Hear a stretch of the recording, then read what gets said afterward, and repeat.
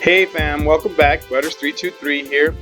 Today I wanted to share a concept with you that I call punching up, and how I use this to my advantage to earn a little bit more, get more chests, and yeah. So let's go ahead and jump right into it. So what I mean by punching up is actually renting power, renting very powerful cards, and using these low-level accounts like my Scholar account here, which holds very little power. I like to shift rentable power. Cards that I only intend to rent out, I shift it over here to bump this account up into different tiers, or cards that I have on cooldown from my main deck. And I'll put this account, for example, in the gold 2 power tier, so 150,000 power, and I'll rent some cards that look like this. So let me see, we can go to rent, we can hit rented, and I still have time on these cards. So I mean, if I wanted to, honestly, I could earn quite a bit more than the tally that you'll see I have now. I think I tallied all this up here. Let's see, maybe I can do a quick tally now. So 26, 25, 5, 6, 16, 13, 8. So I'm basically at about under 100 DEC right here for these cards, and feel free to take a look at them. They're mostly powered summoners like Jotun, Llama Mage, Valnamore, Mushroom Seer, not so necessary. Kron, very necessary. Rule of the Seas, highly important. Phantom of the Abyss, important. Byzantine Kitty, I like to carry it, and it got me a few wins, but not necessarily necessary. Gelatinous Cube was okay for the Scavenger, but not such a huge monster. Sea Monster got me a few wins as a carry monster in silver. Definitely Flesh Golem is a must-have. And Axe Master's pretty good, but not necessarily necessary. I think Prismatic Energy was pretty good. Lobster Damus I used a lot. And Mischievous Mermaid as well as Captain's Ghost were definitely highly used as well. And yeah, so I rent these cards for about 100 DEC a day, and I started maybe down in bronze 2, because you'll see on my reward sheet here, my beginning of my rewards were like 0.2, 0.3, and it escalated really quickly as I just shot through the ranks. And you can see that I did this in, I was in gold 2. I played for like 1 hour here. I played, about 1 hour, and then I played another hour here, maybe 30 minutes.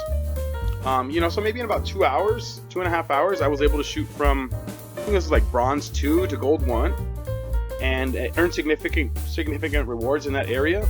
So I have, this was my total of DEC earned during the rental period. And like I said, I still have 5 hours on it. I went to sleep. I could jump on there and play some more. I might choose to do that in a little bit. But I like to just let it sit in the gold 2 area. It's a little harder to compete in gold just with the minimal cards that I've rented, but it will definitely get you there and help you maybe even get to gold 1 or gold 2.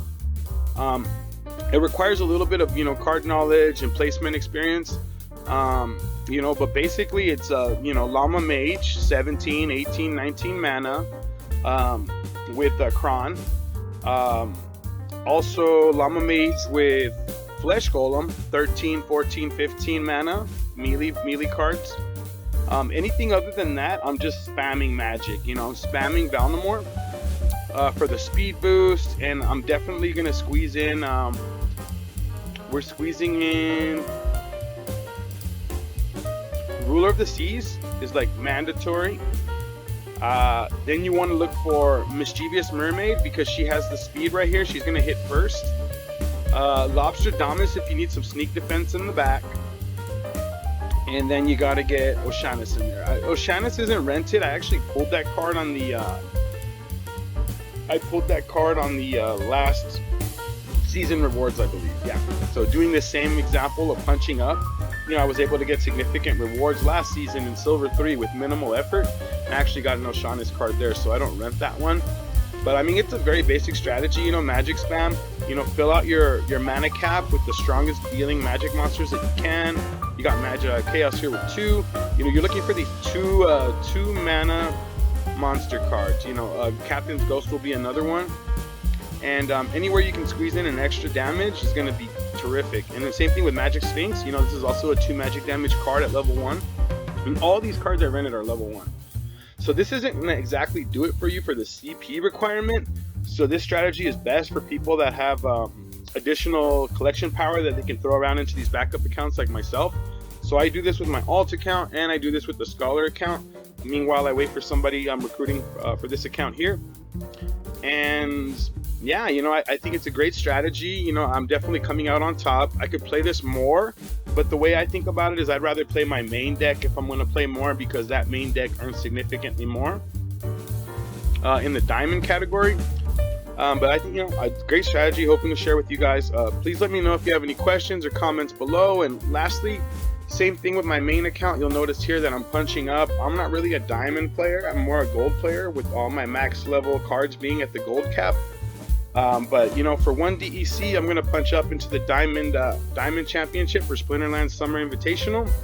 I'll have a chance to win, anywhere in here, 2,500, 1,500. Even if I get down in 32nd place out of 90 players, 89 players, there's still $100 in SPS right here. So for a third of a penny, I'll take a chance to win these with my under-leveled cards. But I still like my chances. So go ahead and get in here. Put your gloves on and start punching up. Leave any questions or comments below. Thanks for tuning in. Have a good one.